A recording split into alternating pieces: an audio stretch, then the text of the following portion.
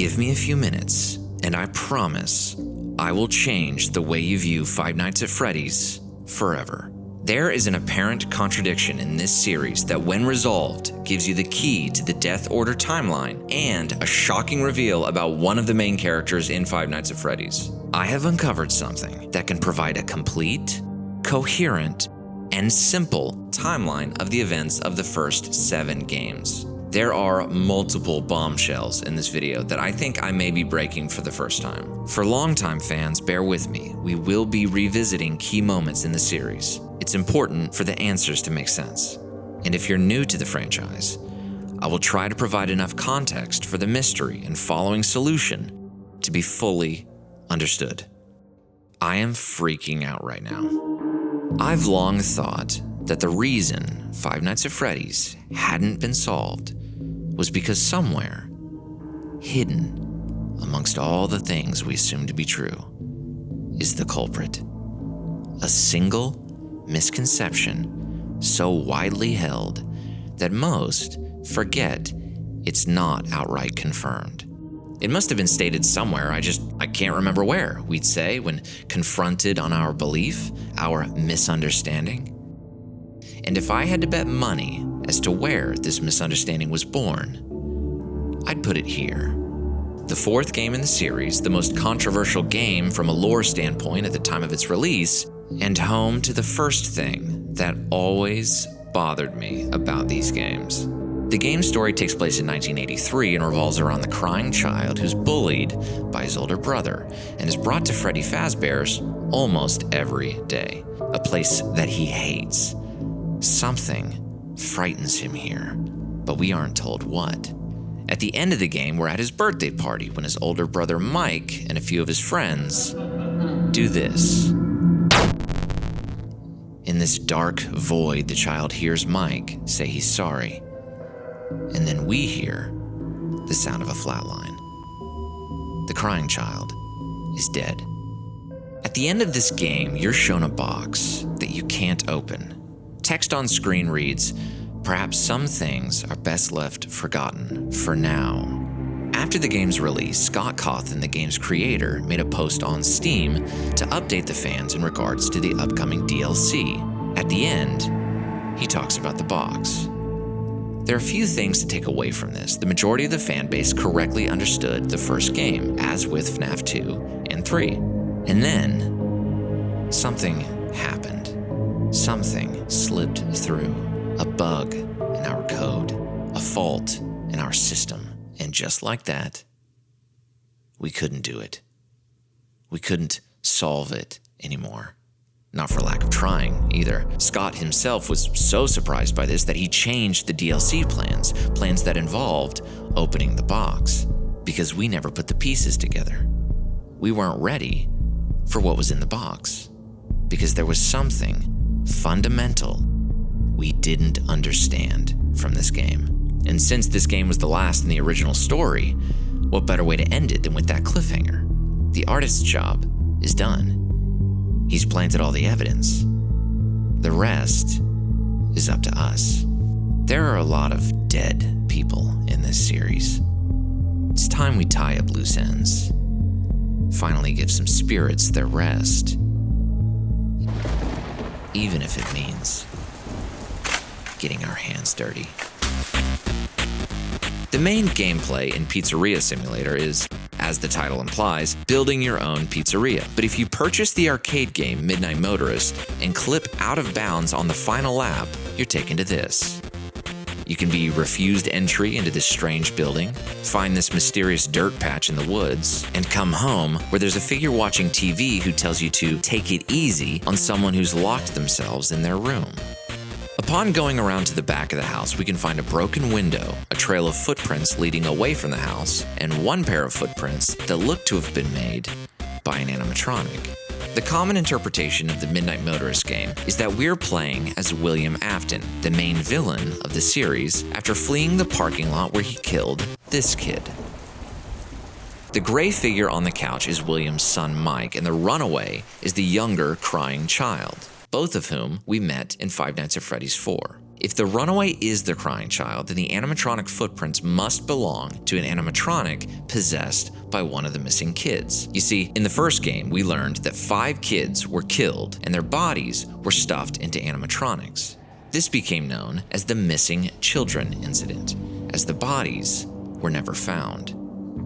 But if this is an animatronic possessed by one of them, that means the puppet must already be possessed for the missing kids to have been given new life, as we can see happening in this minigame. The reason most fans believe Midnight Motorist takes place directly after William killed this girl is because of the rain and a few other things, but mostly because you start by speeding away and the files have this half of the minigame titled Later That Night.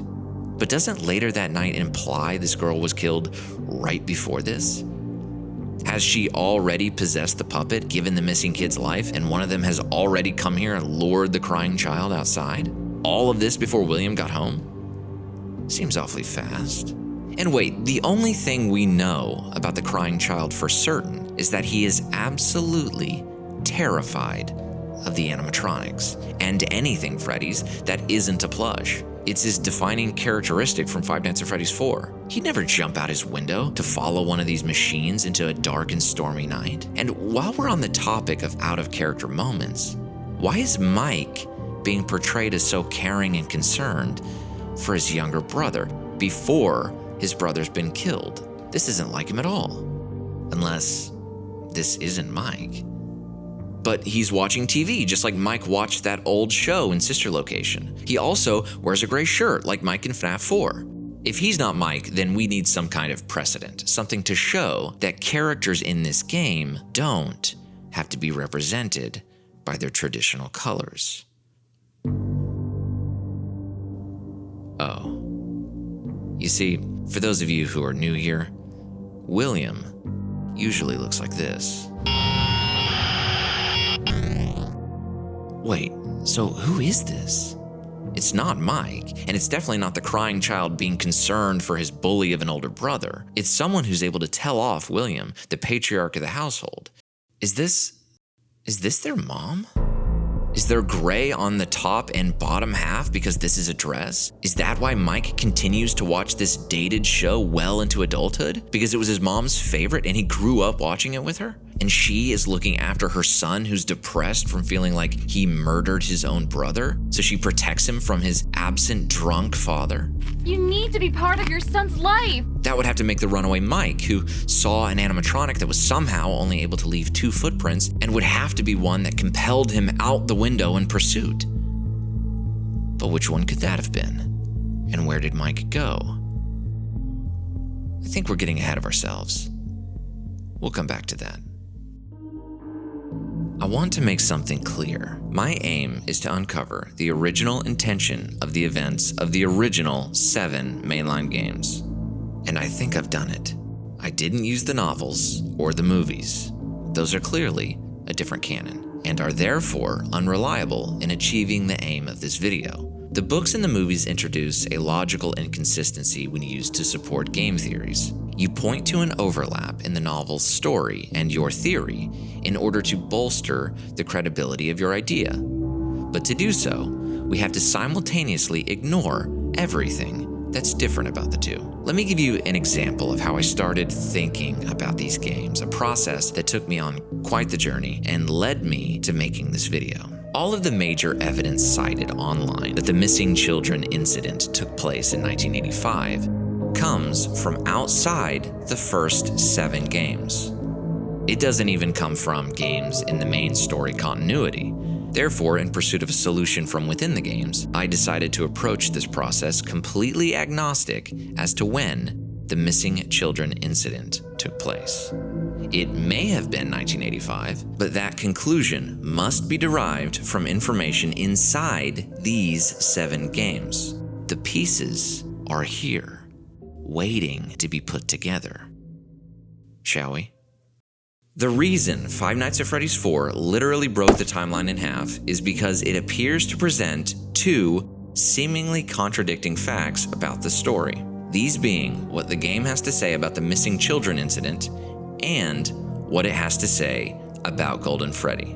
However, Understanding the only way in which these two things aren't in conflict with each other is the key to Five Nights at Freddy's. Sister Location, a game made after Scott realized we couldn't put the FNaF 4 pieces together, showed William Afton's bunker, and inside was a golden Freddy plush with a walkie-talkie. This is important because in FNaF 4, the crying child is constantly being spoken to by his golden Freddy plush. This led many to assume the plush in FNaF 4 was William, the crying child's father, speaking to him through his favorite stuffed animal. The problem with this is, why would Afton try to terrify his son of Freddy's? Afton works there. Isn't he the one bringing him to work every day? Why would he bring him there and then encourage him to flee? Wouldn't he also be the one planning the kid's birthday party at Freddy's? And how is this plush able to speak to him when it's no longer physically present? I don't deny that the story came to involve William at times speaking to his son through the kid's toys. I even think I know exactly when he's doing that. But in this game, especially at the time of release, there was a spirit at play. This was a hint as to what's going on in FNaF 4 that was briefly posted to Scott Cawthon's website, and it always stuck with me. What was he talking about here? To understand it, we have to consider who he sent it to. Yes, he posted it on his website, but he also emailed it to Dawko. Completely out of nowhere, Scott emailed me saying clue. The target was the Game Theory livestream conversation. Food for thought on this live stream or a future live stream. So what conclusion had MatPat, host of Game Theory, come to in his most recent theory on FNaF 4? The conclusion whose details motivated all of these hints. It was that the events of the FNaF 4 minigames take place before the toy animatronics creation. Scott is drawing attention to the fact that this girl has action figures of the toy animatronics. In the series, there are different types of animatronics. Your classic animatronics, your animatronics that can also be worn as suits called springlock suits, and your more advanced animatronics. The action figures are there to remind us that the toy animatronics already exist. What's so important about the Beak in particular? The action figure sprites are tiny. Think from the perspective of an artist. How can you represent that these are action figures of the toys and not of the other animatronics when you're working with so few pixels? You could do it by including a detail that only the toys showcase. The toy animatronics, built to detect predators. They're all tied into some kind of criminal database so they can detect a predator a mile away. Already exist. The haunted plush and the toy animatronics' existence at the time of the FNaF 4 minigames confirm that the missing children incident where 5 kids were killed and their bodies never found happened before the crying child died. This appears to be pretty cut and dry, until we hear what the game has to say about Golden Freddy. What is seen in shadows is easily misunderstood in the mind of a child. This was a clue in response to another claim from MatPat's most recent theory, that the puppet must be possessed by the ghost of the crying child, partly because someone's hair was sticking out of the Golden Freddy suit, which meant despite dying as a result of Golden Freddy, the crying child couldn't go on to possess that animatronic, because someone was already inside and likely possessed that suit already. That seems to make sense with our conclusion from earlier, that the missing children incident has already taken place. Then what is Scott trying to tell the stream? He's telling them that this wasn't hair. The child was conditioned to believe the suit contained a body, but the lights are off in this room, and what is seen in shadows is easily misunderstood in the mind of a child. So if the missing children incident has occurred and the Golden Freddy suit is empty, does that mean that only 4 of the missing kids were killed before this? Maybe this kid saw what happened to his friends. Then he's killed and possesses Golden Freddy. Maybe the crying child was the last of the missing kids? That almost makes sense, but it doesn't quite work, does it? You can't be considered missing if you flatline at the hospital, surrounded by your relatives. This is the apparent contradiction of FNaF 4. You need the original murders to have happened in order for the haunted plush to exist, but you also need the Golden Freddy suit to be empty in order for the suit to be used by the performers. You need both things to be true. How are there 5 missing kids at this point? If the Golden Freddy suit is empty, which it has to be, how did he hide 5 bodies? And that's when it hit me. The great, big misunderstanding. The girl that was stuffed into Chica was the first murder. And the first of what would become known as the Missing Children Incident. William Afton lured 5 kids, 5 of the crying child's friends, to a back room while wearing a golden Bonnie suit, killed them, and stuffed their bodies into the animatronics. Only there was one too many. The 5th kid couldn't have been shoved into an animatronic, because if you were going to hide a dead person in an animatronic, the 4 main characters from FNaF 1 are the only options. The golden animatronics are still being opened up for performers to wear, and the toys were made to detect predators and therefore hadn't been built when the murders were taking place. The misconception from FNaF 4 was that it was only introducing us to the crying child who possesses Golden Freddy, but it wasn't. It was also introducing us to the 5th missing kid. This kid sought revenge against his killer, and what better weapon than to turn your enemy's own son against him, like a worm tongue whispering into his ear, sowing animosity in the family. The crying child's death in the mouth of Golden Freddy connected him to that animatronic, and with the help of the plush, he was able to obtain some control of the suit. The 6th death, but the first animatronic possession. Afton, who must have gotten so drunk in his grief that the local bar finally kicked him out, kills the 7th kid in a rage and just leaves the body in the parking lot. She becomes the puppet and reanimates the original 4 dead kids into Chica, Foxy, Bonnie, and Freddy, because she's gonna need their help. But not Golden Freddy, because someone has already tapped him for their plan of revenge. So, where is this kid? If he wasn't stuffed into an animatronic, where is his body? And how can we make sense of its absence using only the context of the first 4 games? Well, that probably means he's in the one place we never opened.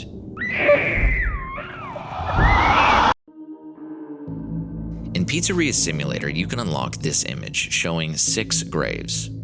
This is important. There aren't 7. Now, I just suggested there are 7 dead kids. So either I'm wrong, or I better have a really good reason there are only 6. Something that always struck me as odd was creating tombstones for missing kids. I know everyone grieves differently, but if my kid went missing and hadn't been found, I wouldn't be too eager to create their tombstone, and I'd be amazed if all 5 families did this. And finally, we've come to the most exciting part. The answer to the first 7 Five Nights at Freddy's games was handed to you in the very first game. These are pink slips you can get in Five Nights at Freddy's 1 and 2. For 2 people to be fired from Freddy's for the exact same 2 reasons is too much of a coincidence in this franchise. This is the same person. But what was he doing? Tampering with the animatronics. This feels significant, but what role could it possibly serve? Which brings me back to Mike. We last saw him leaving home back to that place again, and I think we can all assume he's gone to Freddy's. We also know it's Mike who got these pink slips, because the FNaF 3 guard hallucinates things from the first 2 games, and we know that was Mike. So the question becomes, why was Mike so interested in working at Freddy's? That's where his brother died. Why was his father suddenly against his son being there? Why was Mike fired for tampering with the animatronics and for odor? Why are there tombstones for missing kids? It's because the kids aren't missing anymore. Mike, haunted by what he did to his brother, makes it his mission in life to find the missing children. That's why he's spending nights at Freddy's. Mike is pulling the bodies out of the animatronics to be found and laid to rest. He found out about them from his brother, Golden Freddy, and released them as soon as he was hired at the FNaF 2 location. The bodies hidden inside the Core 4 and the girl inside the puppet's box. That's why 5 more graves are able to join the crying child. That's why Mike was fired for tampering with the animatronics, and why 5 bodies are seen scattered around the FNaF 2 location at night. Mike released the bodies from the animatronics, giving the family some closure. He's also fired for his odor. Why would he have a strange odor? Let's consult the first game. Fazbear's Pizza has been threatened again with shutdown by the health department over reports of foul odor coming from the much-loved animal mascots. He's been handling decomposed corpses. Even if they weren't found immediately, we know people were looking through these buildings. We found some great new relics over the weekend. We also know that when Afton eventually dismantles the animatronics, there are no bodies inside. That'd give us 6 bodies to bury. This girl who was taken by the puppet, the crying child who died in a hospital, and the original 4 missing kids. We can't bury the 5th because no one ever found him. Mike even got fired from the Five Nights at Freddy's 1 location for continuing to tamper with the animatronics in an effort to find this boy. We never found him because he had already been buried. This is your 7th grave. Now I know the hardcore fans are thinking about this book right now in light of what I just claimed. This book is a little outside the scope of this video, but I do want to address it. So what's with this drawing that says my name on a grave? It's believed that a spirit is speaking to the crying child through written, faded text in this book. The crying child is responding by altering text that already exists. Maybe. There's a lot of debate about what's going on in this book, but let's go with that for now. People assumed the faded text on this grave meant the obscured grave in this image belongs to the spirit that's writing in faded text. And if we could solve some puzzle here, we'd get the name of that dead kid. However, I just claimed this grave belongs to the crying child. So if all the assumptions about this book that I've just laid out are true, here's what I have to say about it. This faded text spirit isn't trying to help us because he knows the only picture we have of the cemetery has grass in the way. He's giving himself the tombstone he never got.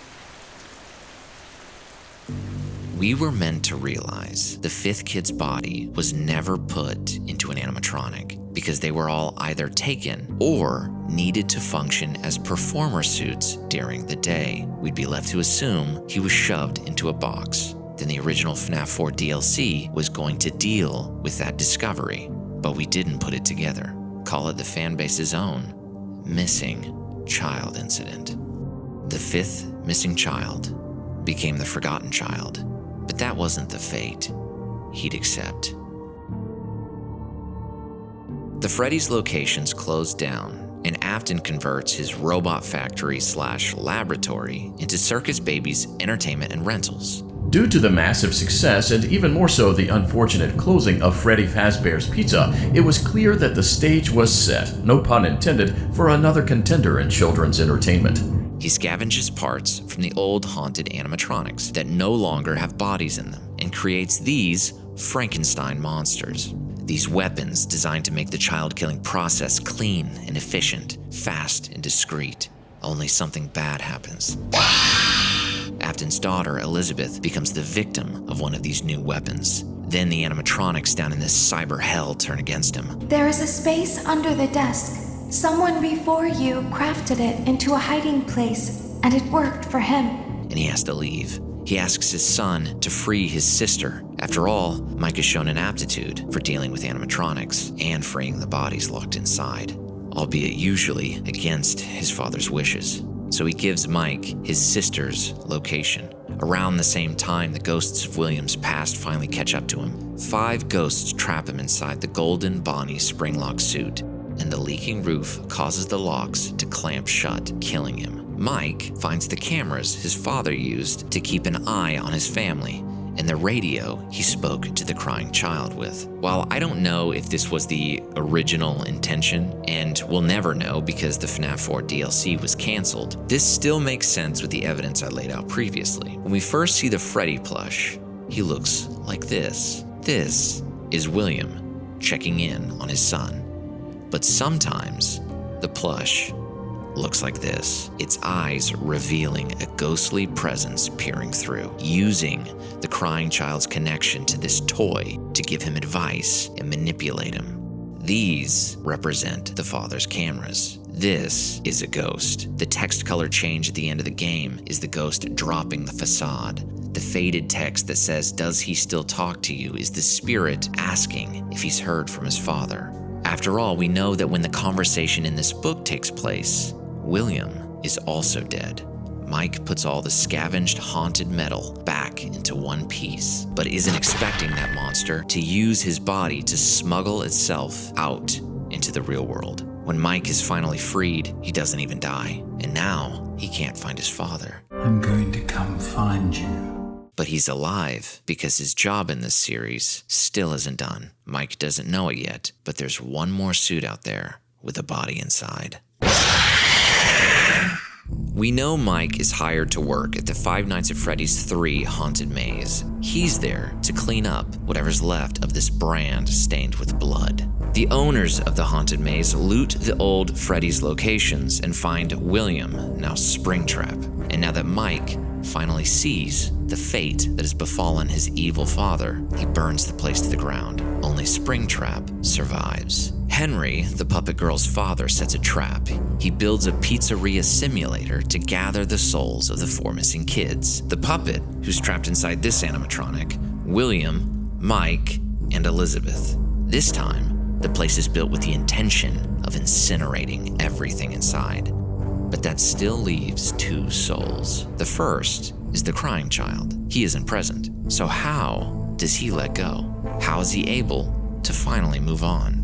The puppet throws him the birthday party he never got to have. The 4 missing kids that represent the other animatronics fulfill their purpose by aiding him in convincing the crying child to let go of his anger and trauma and be at peace. But notice who's not at the party. Who can't let go. Who was forgotten. Discarded. By the characters and by the fan base. It's widely believed and supported by many lines of dialogue that Ultimate Custom Night is William Afton's hell. Only he's not alone down here. Someone is here, torturing him. This character is known as the one you should not have killed. I am remade, but not by you, by the one you should not have killed.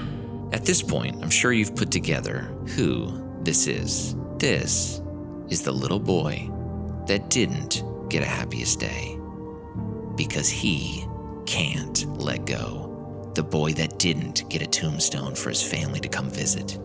This is the spirit who's so vengeful, so full of hatred, that he's willingly trapped himself in hell with his killer just to make sure William suffers eternally. This is the corruption of an innocent child into a demon. And William will have to look at this demon forever as it dances around in the suit that killed William's son, as if to say, look, remember what you did. I know a lot of people interpret this shot of Golden Freddy to mean this has to be the spirit that possesses Golden Freddy throughout all the other games. But we already know that it doesn't have to mean that. We already know the other spirits aren't here. These animatronics are projections. I am remade. Created by one spirit meant to torment William. And that's the story of Five Nights at Freddy's. It's about allowing yourself to let go, to heal from your trauma. We aren't meant to dwell on the past, but to appreciate the time we have with the people that are still here. It's about righting wrongs and how holding on to hatred might just turn you into a monster. If you enjoyed this video, you can leave a like, subscribe, share the video, or comment your thoughts, and we'll discuss. Maybe there's more evidence for this theory that I missed. Maybe there's some major flaw here that I just haven't noticed. I followed the original 6 games very closely and have thought about them for a long time.